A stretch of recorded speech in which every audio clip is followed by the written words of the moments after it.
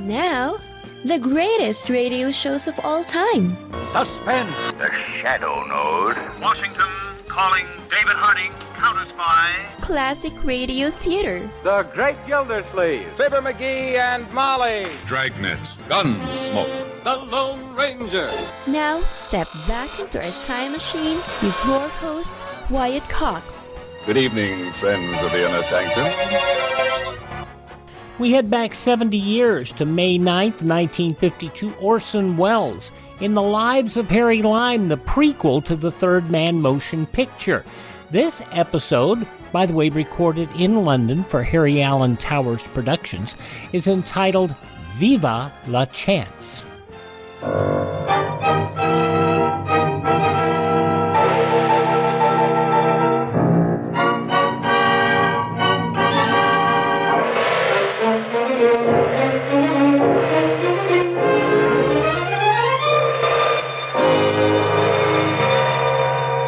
Presenting Orson Welles as the Third Man.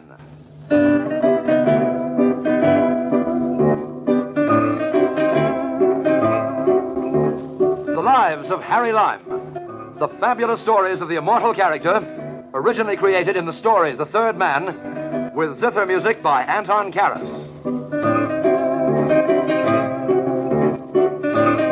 Put a man in a Palm Beach suit, sling a camera over his shoulder, give him a cigar and an American accent, and anywhere on the continent of Europe, he's marked down at once by the smart boys as a sheep ready for the slaughter. Of course, there are exceptions. I was never a guy to boast. Well, not much, anyway. In a long and not uneventful career, I flatter myself there aren't many tricks of the confidence trade that I haven't got to know. At least that's what I thought. Until a certain adventure befell me recently in Paris, which, for obvious reasons, I've called Viva La Chance.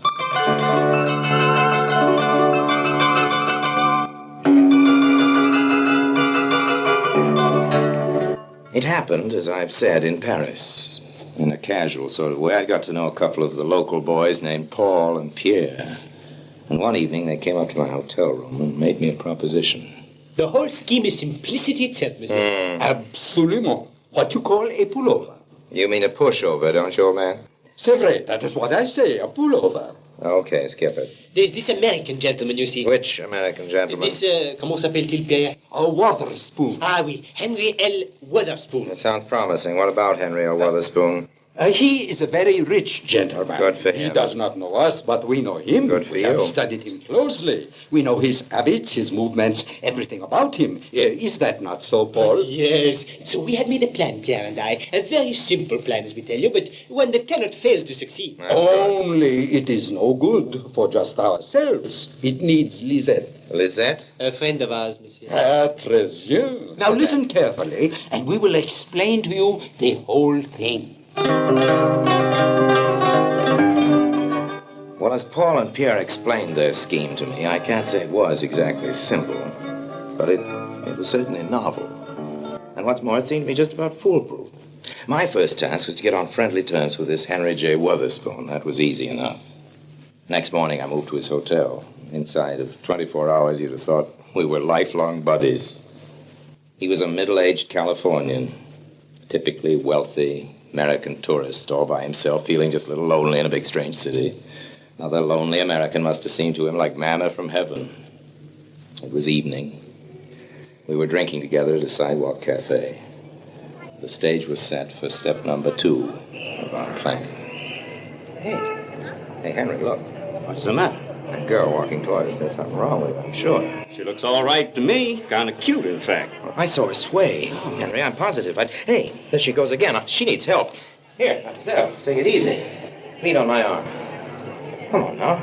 Vous êtes malade, n'est-ce pas? Vous êtes malade. I am all right. Well, you're not all right at all. You just passed out a minute ago. Come along. Here. Sit down here with my friend and me. Pull up another chair, Hank. Sure. Poor kid's starving. Hasn't had a decent meal for days, I'll bet. Vous avez faim, mademoiselle? No. You can't kid us. What did you eat last? This morning? What did you have? Oh, some bread and... There. Bread. And what else? Some water. Bread and water. What did I say? No, don't cry. Don't cry. I'm so ashamed. No, snap out of it. We've all been broke at one time or another. Take her other arm, Henry. Hey, come on now. Let's go. Where to? Well, to find the biggest meal in Paris. Of course.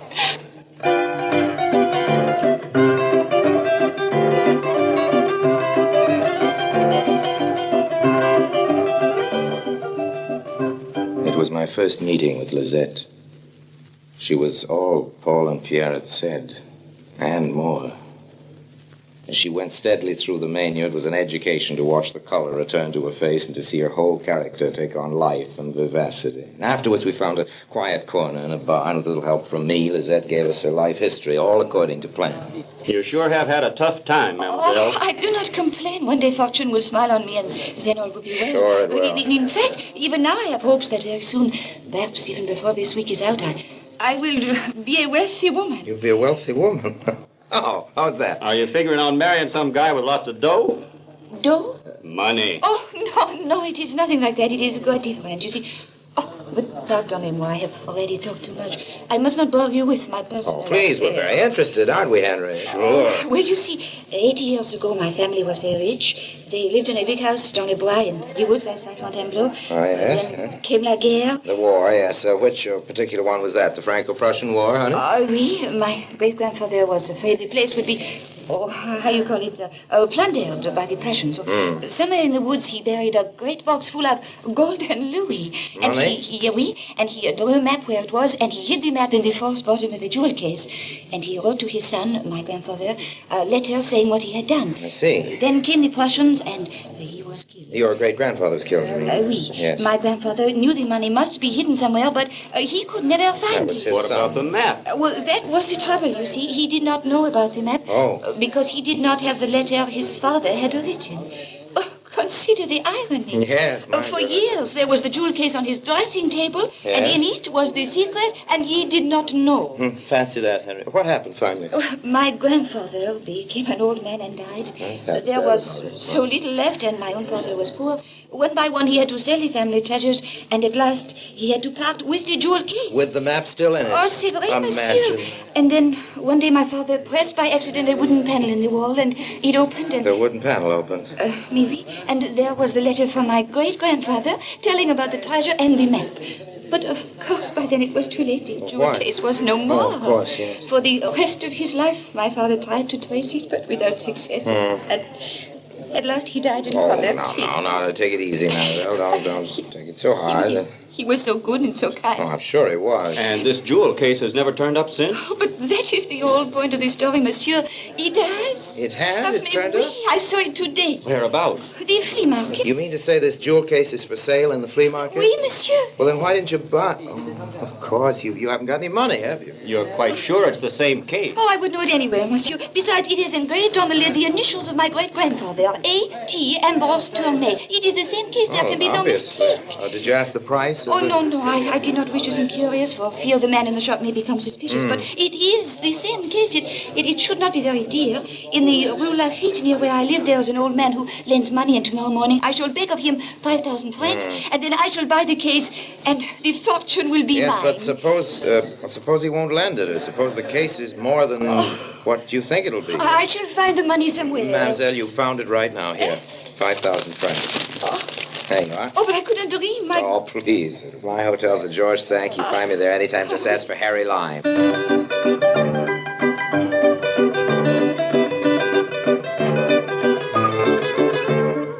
Next morning, Henry L. and I spent a wildly exciting morning at Napoleon's tomb.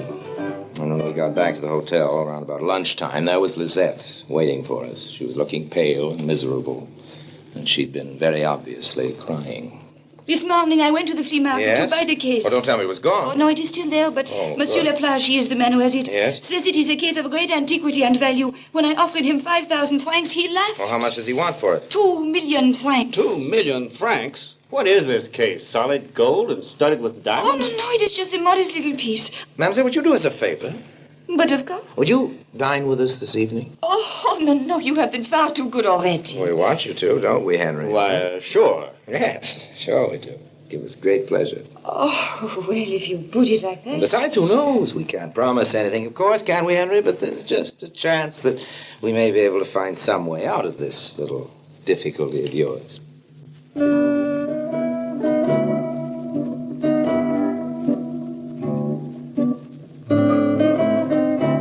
Lizette had gone, I put the proposition to Henry L. Between us, we'd buy the jewel case, £1,000,000 each, and then, when the fortune was recovered, we'd split 50-50 with Lizette. I can't say Henry L. took to the idea at first with what you describe exactly as wild enthusiasm, but then I hadn't expected he would. I don't know, Harry. I can't say it sounds very much like a gilt-edged proposition to me. Oh, but surely, old man, if Lizette's story is correct... That's just the point. Is it correct? I don't see any reason to doubt it, Henry. You're a good guy, Harry, and I like you a lot. But if you'll forgive me saying it, you're just a little naive. Now, hold your horses, Henry. You know, I gotta find some way to prove she's okay. To prove it. Will you come into it then? How do you figure on doing that? Well, leave that part to me. Just answer me one thing. Is it a deal or isn't it? Sure, Harry. It's a deal.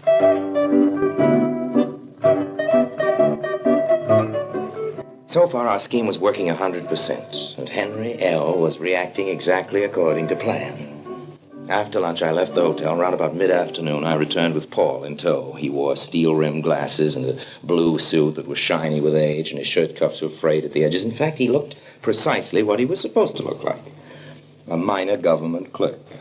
I introduced him to Henry L. Hank, I want you to meet Monsieur Berriot. Glad to know you. Bonjour, monsieur.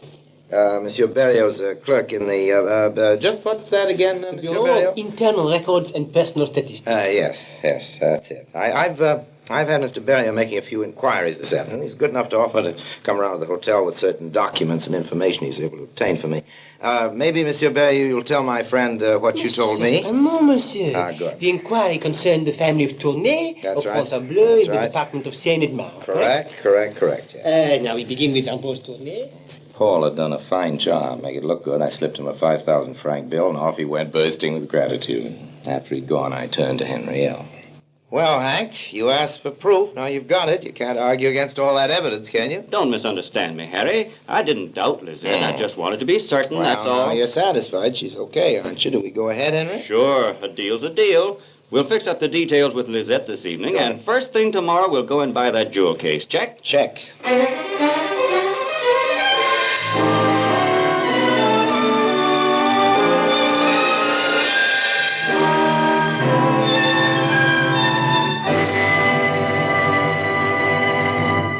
In a moment, Orson Welles returns as Harry Lime, the third man.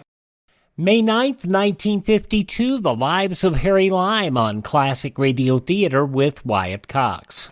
Hi, this is Kyle Horvath with the White Pine County Tourism and Recreation Board. If you want to get away from the big cities and get back to nature this summer, give us a call at 775-289-3720 or visit us online at elinevada.net. There's so much to do and see I can't mention it in 30 seconds, but check out our website and you'll see what Nevada is really all about. elinevada.net or follow us on Facebook or Instagram. Give us a call at 775-289-3720 or visit us online at elinevada.net.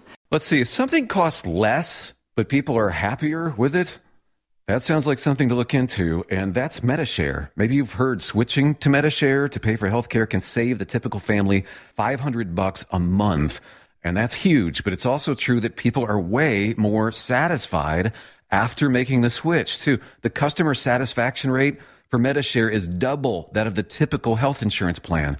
Double. MediShare works. It's been around for more than a quarter century, and members have shared more than $3 billion of each other's bills. People love having telehealth and a huge nationwide PPO network. So, yeah, you can save a ton and like it better. Imagine being happy with how you're taking care of your health care. So if you're self-employed or part of the gig economy, or you just want a plan you're happy with, you can call right now and get a price within 2 minutes. A very, very smart use of 2 minutes. Here's the number you need. 833-34-BIBLE. That's 833-34-BIBLE. 833-34-BIBLE. Some people incorrectly refer to The Lives of Harry Lime as a sequel to The Third Man, when technically it's a prequel.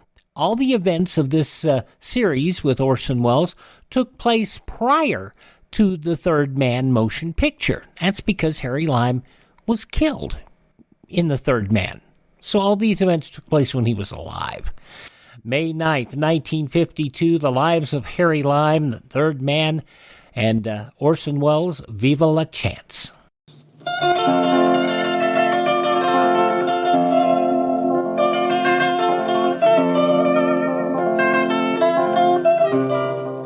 That same evening, we put the proposition to Lisette.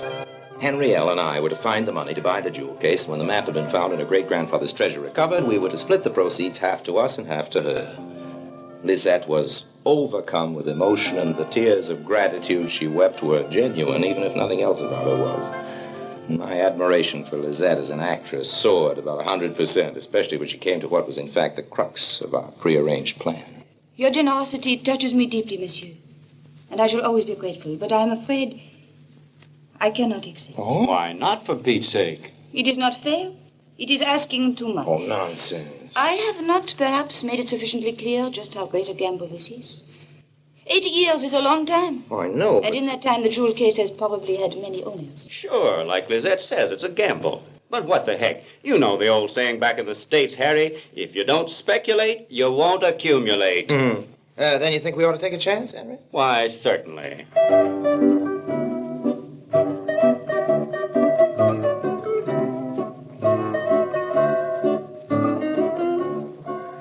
And so, next morning, the flea market. As arranged, Lisette stayed in the cab.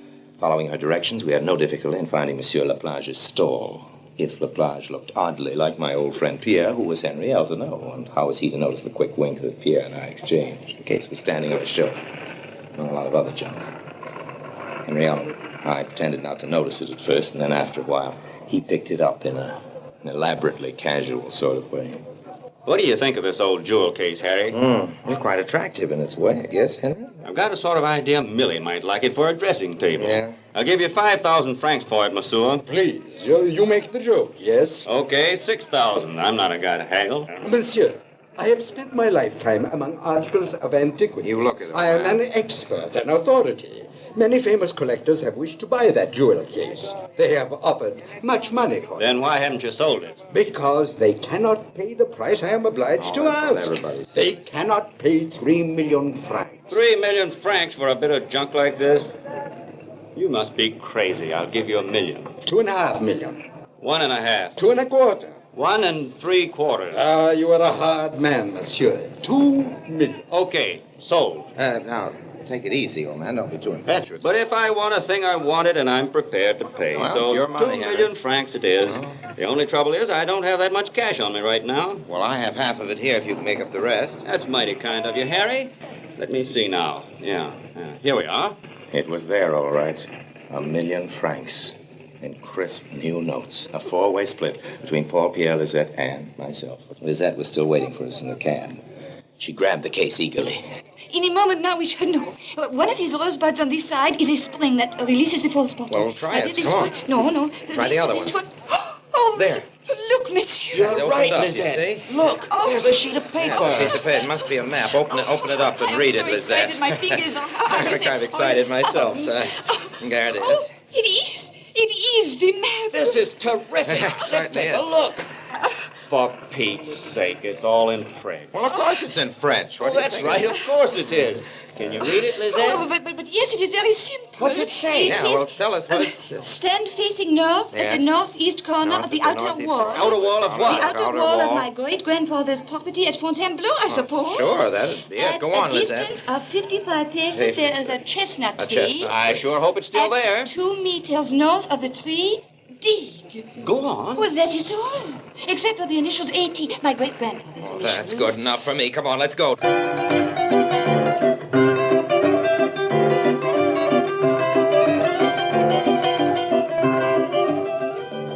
Well, I dare say you can guess the rest. Lisette led us to the old family mansion. We followed the directions. We located the chestnut tree, and we dug. After 10 minutes or so, we struck something solid. It was a large metal chest. We got to the surface, and with trembling fingers, Henrielle smashed the rusted lock, and we swung back the lid. Well, I'll be doggone.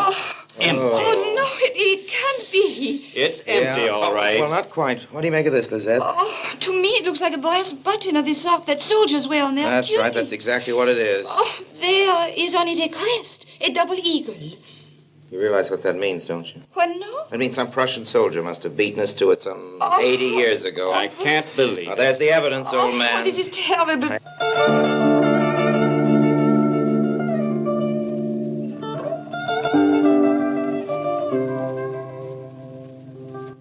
must say Henry took it well. No silly nonsense, no recriminations, and above all, not the slightest suspicion, as far as I could see anyway, that he'd been gypped. After dinner that evening, he suggested we might console ourselves for the loss of our dough with a champagne supper at Carroll's. I pleaded a headache and let him go off alone.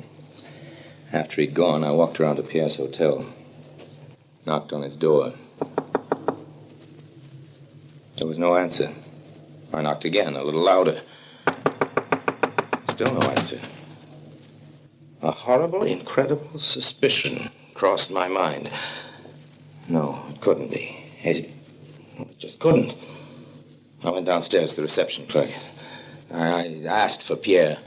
I regret, monsieur, he is no longer with us. You mean he's left? Oui, monsieur. You don't know where he's gone, do you? I wish I did, monsieur. He still owes us for 2 weeks' rent. Is that all? You're lucky. He owes me 250,000 francs. The suspicion had become a virtual certainty now. I hurried back to my own hotel. For once, the luck was with me.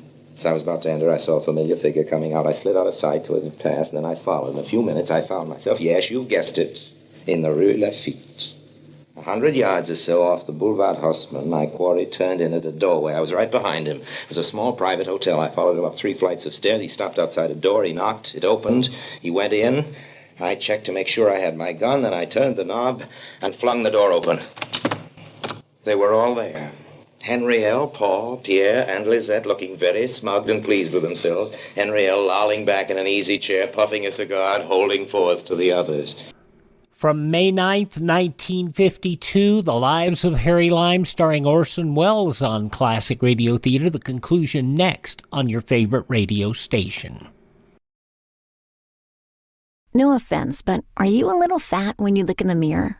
How would you like to learn the secrets to lose 3 to 5 pounds a week easily without joining the gym or going through any crazy diets? It's called Body Sculpt by Med Diet. For the last 2 decades, we've been helping people just like you that have pounds they want to shed. We've helped millions of people lose thousands and thousands of pounds over the years. And now it's your turn. Learn the secrets of how to lose weight with one simple phone call. You'll see an amazing difference in a matter of days. Don't believe us? We'll offer you a money-back guarantee. If you're ready to start losing weight right now, call right now to learn more about your risk-free order to Body Sculpt. Call for your risk-free offer. 800-738-5332. 800-738-5332. 800-738-5332. That's 800-738-5332. Are you in bad pain? You know what I mean. Your knees hurt. Your shoulder hurts. Your elbow and back are constantly killing you. And I'm sure you've tried every pain pill or cream available at the drugstore. Am I right? Well, here's something you haven't tried. Pain Magic. Pain Magic is not available at any drugstore. The only place you can get it is by calling the special toll-free number I'm about to give you. And to make things even better, call right now and find out about our buy one, get one free offer. We're so confident it'll work for you that we offer a free bottle with your purchase. No prescription required. Call now to learn how you can get Pain Magic and get rid of your pain. Remember, your results may vary. 800-492-8164. 800-492-8164. 800-492-8164. That's 800-492-8164.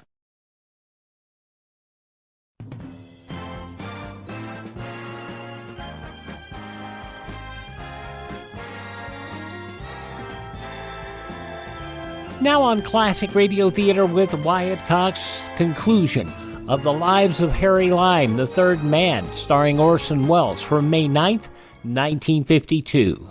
Of course, the thing that tickles me pink is putting it across a guy who's supposed to be as shrewd as Harry Lime. That's all.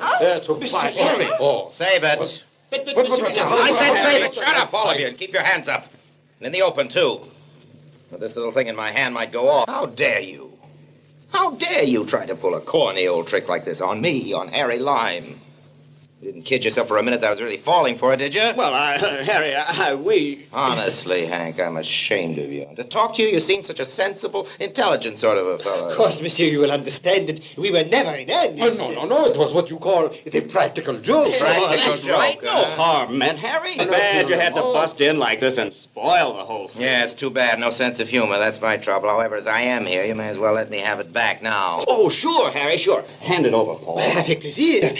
There you are, monsieur. Thanks. Now I'll have the rest, if you don't mind. The rest? Oh, but it is all there, $1 million francs. There was another million, I seem to recall. But that was my money. Was, Henry, is the operative word. You mean?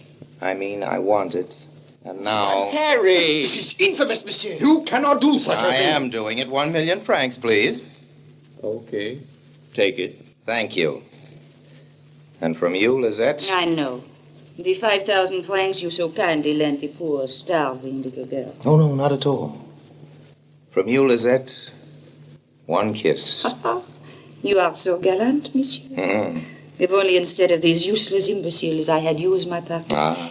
There is no telling to what heights we would attain. You flatter me. You flatter me, mademoiselle. Oh, not at all. I know a clever man when I meet one. You're so right. I repay my debt. So. Thank you, Lizette. Perhaps someday, who knows?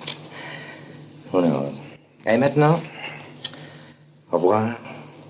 Au revoir, mes amis. Merci 1000 fois de votre hospitalité. So long now. It was a good exit, I flattered myself. Pretty good exit. Only one thing marred it. As I closed the door, a man stepped out of the shadows. Now, a cop is a cop in any language. There was no mistaking this one. For one wild second, I was tempted to plant one on his jaw and run for it, but discretion got the better part of valor, and when he spoke, I was glad. You are quite all right, Monsieur Lime? Sure. You have recovered your money? Well... Please, monsieur, you can be frank. I know everything. You do? But certainly. I have had our friends in there under observation for many days now. When I realized they were imposing upon you the old story of the jewel case, I thought at first I would intervene and warn you. Then I said to myself, but that is ridiculous. A smart man like Monsieur Lime would never let himself be caught by such an obvious trick.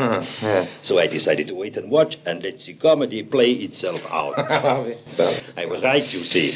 And there is an old saying from the English. He laughs best who laughs last. That's the way it You goes, must have yes. found it very amusing, monsieur. Oh, sure. I You salute say you have man. your money? Oh, yes. I persuaded them to return it. Then all is well. All is well. I smiled to myself as I thought of Henry Witherspoon's 1 million francs reposing in my pocket. All was well. Very, very well indeed. And it wasn't until I got back to my hotel room that I realized the truth. How was I to know that when Lizette kissed me, she also picked my pocket?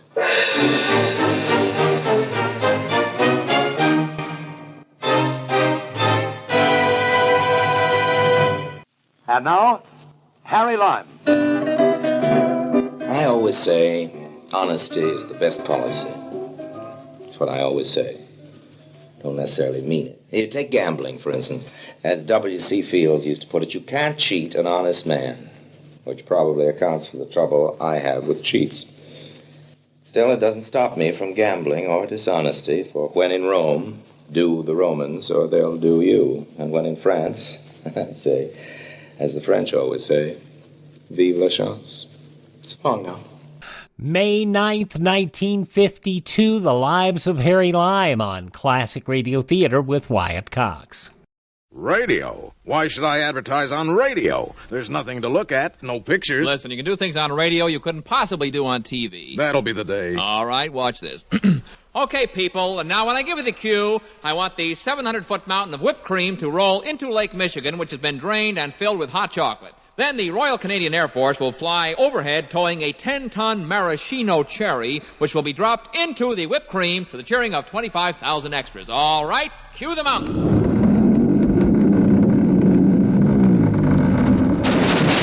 Cue the Air Force. Cue the maraschino cherry. Okay, 25,000 cheering extras. Now, you want to try that on television? Well... You see, radio is a very special medium because it stretches the imagination. Doesn't television stretch the imagination? Up to 27 inches, yes. She was born in a humble shack amidst the lemon groves of Goleta, California. Mommy, don't cry. You know what they say? When life gives you lemons, make lemonade. I was gonna say life sucks, and then you die. But I like yours better. And with that, Alexandra Johnson launched her lemonade stand. Lemonade, nickel a glass. Every day, even during the frigid California winters, a bone-chilling 72 degrees, you could find her. You can have it sour, you can have it sweet. Little girl's lemonade will knock you off your feet. The little girl with the sour brew wanted more, national distribution, franchises, and so she rolled out a well-budgeted advertising campaign. Me and the rest of the dockworkers only drink little girl lemonade. She was made president of the International Sour Drink Association and chosen to give the keynote speech at their convention. You all set with words of wisdom, honey? You know what they say, Mommy. Always advertise so consumers think of your product first. I was gonna say never swallow a lemon seed or a watermelon on your tummy. This fabricated but interesting story is to remind you that it's called advertising and it works. Put your message on this national advertising platform by emailing classicradiotheater@gmail.com. classicradiotheater@gmail.com. Now on Classic Radio Theater with Wyatt Cox, we're going to take you to New York City local radio. The program Breakfast with Dorothy and Dick, starring newspaperwoman Dorothy Kilgallen, of course you later remember her for her time on What's My Line, and her husband Dick Kollmer, the Broadway actor, producer, and star of radio's Boston Blackie. This excerpt of their morning show from May 9th, 1947, features baseball's Leo Durocher and his wife, actress Laraine Day. Good morning, darling. Good morning, sweetie. I hope you noticed Julius's face when he ushered our guests in this morning. I did. Well, I guess Julius is a movie fan. And that's not all. He's a baseball fan. Yes, and it's certainly written all over him today. Well, it's 8:15, and this is Breakfast with Dorothy and Dick, coming as usual, direct from our apartment on 66th Street in New York.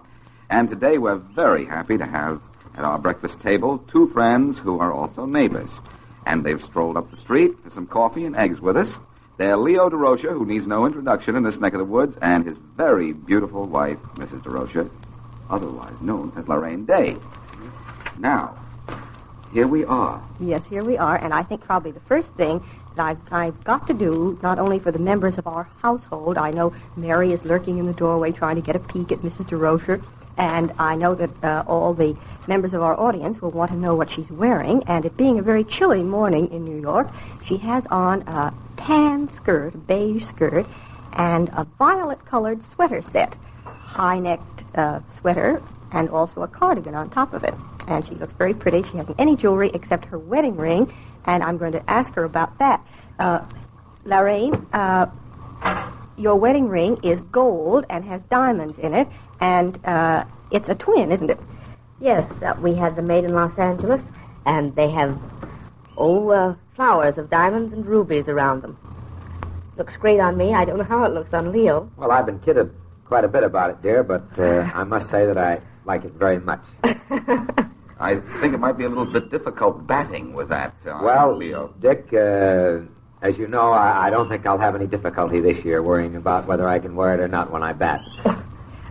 Do you ever take it off? You must have to take it off when you wash your hands, don't you? Very seldom, Dorothy. I do take it off once in a while, but I very seldom do.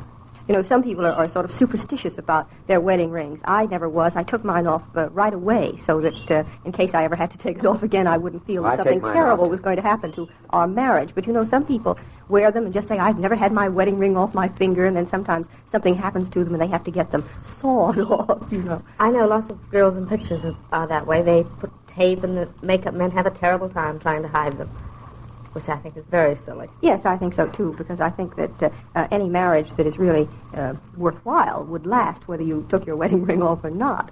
I wouldn't want to lose mine, though, would you? No. I feel rather badly about that. Laraine, I understand that you have become sort of a baseball fan since you married Leo. Yes, I didn't know anything about it until I met Leo. What makes you think you know anything about it now? Oh, I'm very smart now. Oh. I am. I know all the players, and I know where they play, and I know the bat boy, and I know the umpire. How come you know the bat boy? He doesn't have a number. All right. I was going to ask that same question. Also, he's usually smaller, isn't he? Well, this particular bat boy isn't smaller. I knew them in Cuba because then they were a different color. Oh, here he's white. Right. Yes. Well, in Brooklyn, all the bat boys come big here. In Brooklyn, they do things different. Oh, they do. They do things Leo, how do you get to be a bat boy? Dan Comerford, who he just originated with baseball, I believe, in Brooklyn. He's been there about 40 years, and he's the clubhouse man, the custodian of all the paraphernalia, the uniforms and bats and balls and gloves and all that stuff. And the boys come to him and ask if they can be bat boys. He has a certain group when they get to be maybe 12, 13 years old, and if they're large enough, he goes for quite big kids. And he'll pick one out, and we'll keep them, maybe 4 or 5 years. Then the first thing you know, we lose them, and we'll have another one. But Dan selects them. Do they ever become baseball players themselves? Some of them do. We haven't had any on our since I've been here. Now, is that a salaried position or Oh, honorary? yeah, they pay them. Oh, I should think that so many little boys would do it just out of love of the game. I got hundreds of letters from kids who just wanted to do it. But Dan selects them, and they do get money for it. I suppose, Leo, it's superfluous to ask you if you miss being with the Dodgers this season. Well, Dorothy, it's a funny thing. I have never been so happy in my life as I have been the past month or so. But I really do miss baseball. You get the urge and the itch, and you grab the papers and run to the radio and wondering how your boys are doing. And although I'm not with the club, I've only seen them play 2 ball games, and that was in this past series with the Cardinals. And I didn't see any games at all on the coast. Every time that they do play, I'm not with them physically, but spiritually I'm with them. I'm pulling for them to win. You know, it's a shame, Leo, that you weren't here in New York for Babe Ruth Day. I understand that it was really a thrilling tribute. I certainly would have loved to have been here. He's a great guy, and a better fellow couldn't have been given a day. It was very touching. We saw it in the newsreels the other night, and of course the Babe looked pretty gray and tired, but he made his little speech, and I bet there wasn't a dry eye in the stadium. He's a great guy. He really is, and it's a great tribute to him, and he deserves every bit of it. He's been one of our great players of all time. Babe has been a wonderful influence, don't you think, Leo, for shut-ins and hospitals and those people who could never attend the game but followed his career. So closely. Wonderful, Dick, wonderful. He did that all his life, even when I was with the New York Yankees and played on the same club with Babe. Why, it was never too much trouble for him to go any place, and especially for kids. What do you think about that plan for him to sponsor a youth baseball movement? Don't you think that's wonderful, Dick, and I see that that's an operation now, that they've already started it. It's wonderful, wonderful. I've been told, Leo, that you've done a lot of that with children. Well, Dorothy, I have, in all the years I've been in baseball, which has been about 23. I've gone to father and son banquets and gave speeches and talks here and there, and especially last summer, I remember very well of being suspended during the Cardinal series in St. Louis, right in the middle of the summer, and I flew back here to New York, and Mr. Rickey took me up the river here about 115 miles to the Boy Scout camp, and I spent 4 days up there, and I never enjoyed anything as much in my life. They put shows on, and the Eagle Scouts put shows on, and I spent 4 of the most wonderful days. And it was right in the heat of the summer, and these kids were just terrific. We're sleeping outdoors. Outdoors in the tent, and we played ball, and the kids were great. I never enjoyed anything so much in my life. Well, Laraine, you say that you now can identify most of the players, and you know the bat boy because he hasn't any number. How are you coming on the subtle points of the game? Could you define a double play for me? Yes, I can tell you about a double play. Good. I couldn't. I'd like to tell you, Dick, if I'm there to nudge you and tell her how it goes. Well, as long as you're there to nudge me. And I'm learning the difference between a curveball and a fastball. And say. Let's see, what else do I know? You can tell a curve from a fastball, a straight ball? Well, when I hear some argument about it, I always agree with him. Laraine, were you interested in baseball at all when you were out there in Utah, when you were a little girl? I didn't know that such a game existed when I was in Utah. I guess it isn't a very big sport out there, is it? Oh, yes, but I just had my mind on other things. In just a minute, Dick, I can answer a better one than that. What's that? Even after before we were married, she came east or something, and somebody asked her about Mr. Durocher, and she said, "Who is he?" No, I said, well, what does he do? That was it. What does he do? No, I mean, that's she found out. Answer I found enough out. right there. What does he do? Well, now, for instance, what did Mr. Durocher play when he was in the game? He was a shortstop. Well, good. At one time, he played second base. You see, Dick, I've prompted her. I told her all about myself. Have you been reading up on the life and times of Leo Durocher, or has he been telling you? He's been telling me. Those long evenings by the fire? Oh, well, he has to split them. I have to tell him about me, too. Darling, do you think you should tell the time? All right, 24 minutes past 8. Say, honey, When are we going to have some of that swell royal pudding again? Well, as a matter of fact, I wish we could have it for breakfast, but I thought that would be a little too rich. We're going to have it tomorrow at lunch. Mary is making a chocolate pie out of royal chocolate pudding. Oh, that's a great idea. Whipped cream on top? Yes, if you'd like it, although royal chocolate pudding is so rich and delicious alone, it really doesn't need whipped cream. I know, but I'm one for gilding the lily. And by the way, I'm keeping our royal dessert a secret from Dickie and Jill until after they've eaten lunch. If they knew they were going to have royal chocolate pudding in any form, they'd just tear through their lunch. Well, this family isn't the only one that goes for royal puddings in a big way, as proved when 1,052 royal users were asked why they switched to royal from other brands. Yes, 8 out of 10 said royal puddings taste more delicious. And they do, to make it 1,053. And I have a puzzle for you this morning. You have? Mm-hmm. What two words both begin with the letter C and mean the same thing? Well, let's see. I'm afraid you've got me. Why, comfortable and conformal. Very, very good. And so early in the morning, too.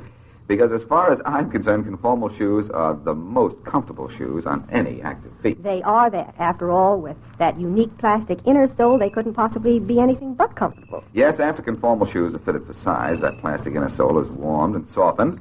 Then it's put back on the foot, and right away you can just feel your weight pushing that plastic around till it molds right to the foot. Oh, it's the most fascinating process, Laraine. Well, no wonder... Oozing around. It's really no wonder conformal shoes are known as action shoes. And conformal shoes are good-looking, too. They're lightweight and tailored. Here are just a few of the conformal stores. Here in Manhattan, 25 West 35th Street. And in Jamaica, 89-71 164th Street. Union City, it's 4019 Bergen Line Avenue. And in Bridgeport, Connecticut, 76 Cannon Street. You know, there's one question I'd like to ask, Laraine. Just tell me if this is too personal or too sentimental in your memory book. But I'd like to know, knowing Leo, I guess I've known him longer than you have, I'd like to know if he got down on one knee when he proposed. Whether he No. slid. Might have been his elbow. No, he didn't. I'd like to know if it was a short proposal or a long-winded one. Well, I don't know whether he even asked me or not. I can't remember. He just sort of gravitated. Yes. Well, now, Laraine, I understand that Leo almost became a Harvard man recently. Oh, yes, I want to know about that, too. That fascinates me. Well, he almost did.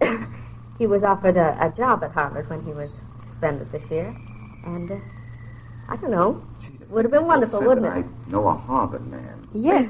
Would you explain to me what you were supposed to do and why you didn't do it, Leo? Well, when I was suspended, Dorothy, I received this offer to assist the coach at Harvard with the baseball team and with the athletics in general, I believe. That's what the job would have consisted of. But I was pretty upset at the time, and I just didn't take stock in anything that particular time, although it really would have been wonderful. It was a grand offer. How is the Harvard baseball team? Well, they're all right. They're all right. They have a pretty good club up there, and I come from close by. You know, Springfield, Mass. is my home, and I would have enjoyed it very much. What would have happened to some of those college umpires if you let them have it, Leo? Oh, I couldn't do that, Dick. I'd have to be very careful. You would have had to do it in very elegant language, I imagine, at Harvard. Yes, polysyllabic words. Oh, Yes. sure. I'd have walked out and doffed my cap and told the umpire I thought he was in error.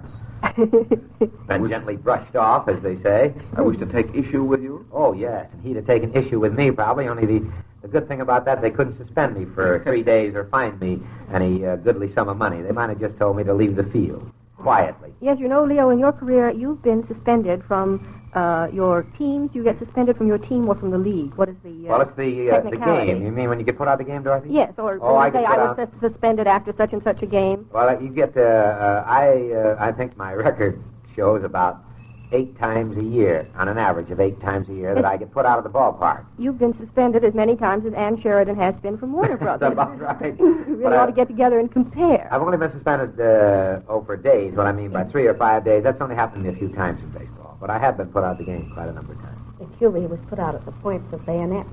That's right. That's right. Really? Quite a few Surrounded years by ago. gendarmes. Quite a few years ago. The constabulary walked in? What? This was in 1940. 1940, I kicked on a decision with a Cuban umpire who couldn't speak English. And I had a little boy named Munchie Diarcos on the bench who was my interpreter. And Wyatt was pitching this day, and we were playing the Cubans, and they had beaten us pretty badly. And I was upset about it because I had a real good ball club. And a fellow tried to push a ball down to first base, and Wyatt ran over to pick it up, and the runner, fellow that bunted the ball, liked to step on. Well, he almost stepped right on his hand as he picked the ball up. He was way out of line and automatically should have been called out. And the umpire did not call him out. And I run out and argued with him, and he was giving it to me in Spanish, and I was talking in English to him just as fast as he was in Spanish. And he eventually threw me out of the park. And we started to shove one another around, and the next thing I knew, I looked up, and I was surrounded by gendarmes. And by the point of bayonets, they ushered me right out of the ballpark. 600 feet down the left field foul line. You mean this translated did no good at all? It did, and at that time, the president of Cuba was Batista, and he sent word down the following day, do that again. He liked that. He enjoyed that. He thought it was great fun. It was great sport.